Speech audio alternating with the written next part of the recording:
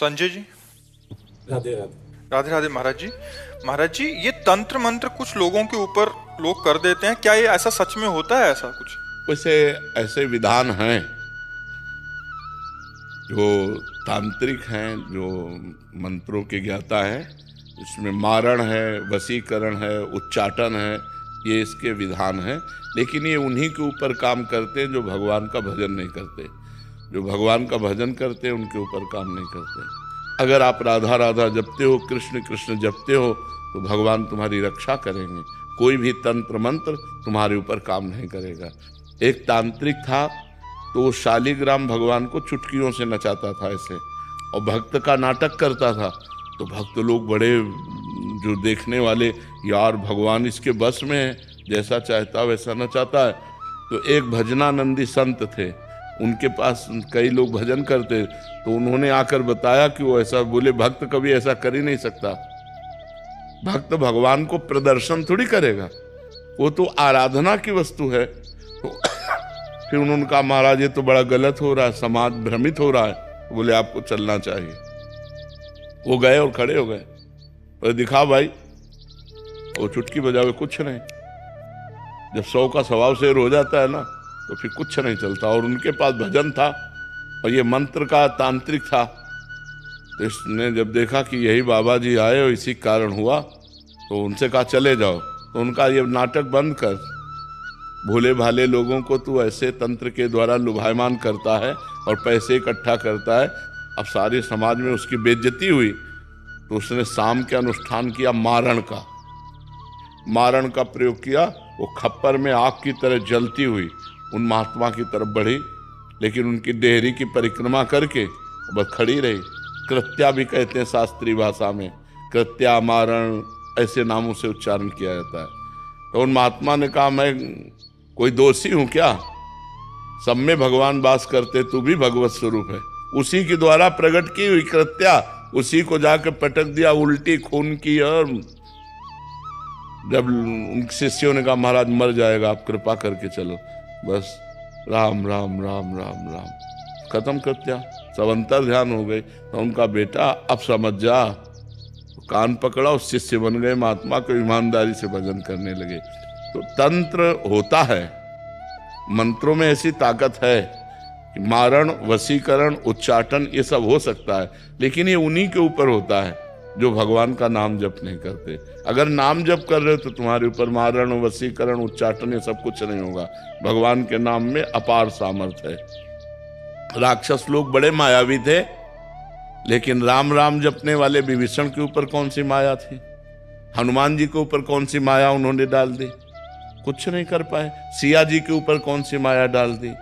जो भगवान में चित्त जोड़े हुए हैं उनके ऊपर माया का कोई प्रभाव नहीं पड़ता है। ये तंत्र मंत्र तो बहुत छोटी सी बात है। एक बड़ा तांत्रिक था, वो सन्यासियों को परेशान करता था। तो धर्म सम्राट करपात्री जी उनके पास गए और कहा, नारायण नारायण नारायण, और कहा जितनी तेरे में ताकत हो अब लगा तंत्र की। चरणों में गिर गया था। बोले आपके ऊपर हमारा तंत्र कोई काम नहीं करेगा। जहाँ नारायण नाम है, राम नाम है, कृष्ण नाम है, राधा नाम है, हरि नाम है, जहाँ पाप करने वाले लोग हैं उन्हीं के ऊपर उनका प्रभाव पड़ता है। ऐसा है कि तुम्हारे ऊपर अगर तंत्र कर दिया जाए तो तुम परेशान हो जाओगे। तुम्हारे ऊपर मारण लगा दिया जाए तो 10 दिन में मर जाओगे। अगर 1 दिन का लगा तो 1 दिन में मर जाओगे। 1 महीने का लगा तो 1 महीने में मर जाओगे। ऐसे हैं, मंत्रों का प्रभाव है, पर वो अच्छे से अनुष्ठान करेगा तब आपके ऊपर प्रभाव पड़ेगा। महाराज जी, जिनके ऊपर ऐसा हो गया है, उनके परिवार वालों को लगता है कि इसके ऊपर हो गया, तो अब वो क्या करें? भगवान का नाम कीर्तन घर में करवावें और भगवान की कथा, भगवान का नाम जप करें, सब ठीक हो जाएगा। को अलग से संकल्प करना पड़ेगा या ऐसे ही हो जाएगा? ऐसे ही शुरू कर दे। ऐसे 1 घंटा नाम कीर्तन करवावे, नाम जप करे, भगवान की कथा, भगवान शालिग्राम विराजमान कर ले।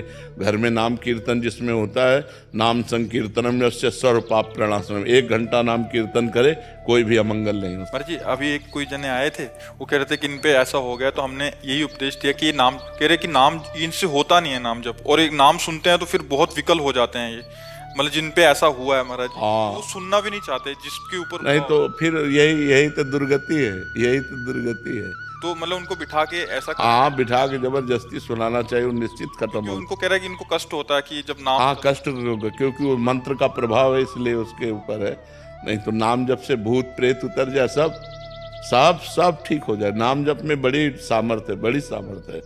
एक बार हम एमसी में थे तो एक को भूत आया, तो वहां लाए, तो हम कोई झाड़ना फूकना तो जानते नहीं, हम नाम जपना शुरू किया और चीखने लगा। हमारे जो वो कह रहे थे कि और अब कहा इनसे दूर ले चलो, इनसे दूर ले चलो। हमको बैठल अब थोड़ी देर बैठा रहा, बोला हम जा रहे हैं। हम कहाँ जाओ? और ठाकुर जी को भोग लगा के जब जल चरणामृत और जल उनको दिया तो खत्म हो गया, चले। और ये अपवित्र आत्माएं होती हैं, अपवित्र जगह प्रवेश करती पवित्र। हम स्मशान में घूमे, कभी हमें भूत प्रेत कहीं कुछ नहीं। गंगा किनारे 20 साल रहे, गंगे किनारे ही रहे, कभी कोई ऐसा नहीं। तो नाम जप करो भगवान के नाम में, बड़ी भूत पिशाच निकट नहीं आवे। और बहुत सिद्ध है, गोस्वामी जी ने सिद्ध अवस्था में, तुलसीदास जी ने यह लिखा है हनुमान चालीसा। हाँ, भूत पिशाच निकट नहीं आवे, महावीर जब नाम नासय रोग हरे सब पीरा। जपत निरंतर हनुमत, हाँ जपत निरंतर हनुमत भी। हाँ, ये बात समझ लेंगे। महाराज जी, ज्योतिषी में विश्वास करना चाहिए कि ज्योतिष शास्त्र है। परीक्षित जी जन्म लिए थे तो जन्म से लेकर मृत्यु तक का निकाल दिया था उन्होंने कि इनको तक्षक सर्प काटेगा, पूरा मृत्यु तक निकाल दिया था। पर ज्योतिष शास्त्र का ज्ञान हो तो ज्योतिष शास्त्र सत्य है, क्योंकि ज्योतिष शास्त्र है, कोई उसमें ऐसा नहीं। पर ज्योतिष शास्त्र का सत्य ज्ञान होना चाहिए।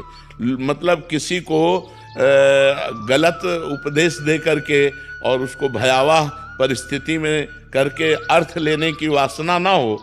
और ज्योतिष शास्त्र का ज्ञान हो तो सही सटीक जन्म से मरण तक का हिसाब बता देगा। जन्म से मरण तक। हाँ, जन्म तक जिससे मरण तक का हिसाब बता देगा।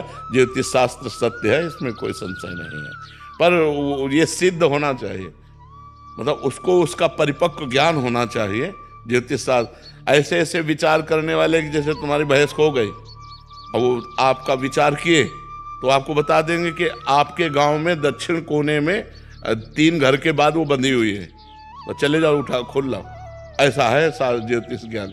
सब मतलब ऐसा नहीं, भगवान ने सब शास्त्रों की रचना की, पर उसका सम्यक ज्ञान होना चाहिए।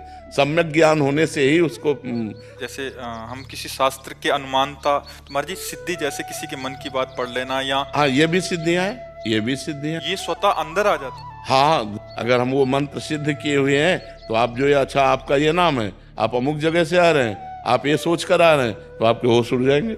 पर इन सब सिद्धियों को प्राप्त करने वाला भगवान को नहीं प्राप्त कर सकता। इसलिए कभी भगवान को प्राप्त करने वाले में आप कोई सिद्धि नहीं देखेंगे। ये सब शांत एकदम साधारण पुरुष, वो सब रिद्धि सिद्धि पेरे बहुआई, बुद्धि लोभ दिखावे भाई, होए बुद्धि जो परम सयानी, तिंतन चितई न अनहित जानी। वो अनहित कर देंगे, वो भगवत प्राप्ति नहीं होने देंगी। इसीलिए जो सिद्ध संत होते हैं वो भगवान के प्रेम में डूबते हैं, इन सिद्धियों के चक्कर में नहीं पड़ते हैं।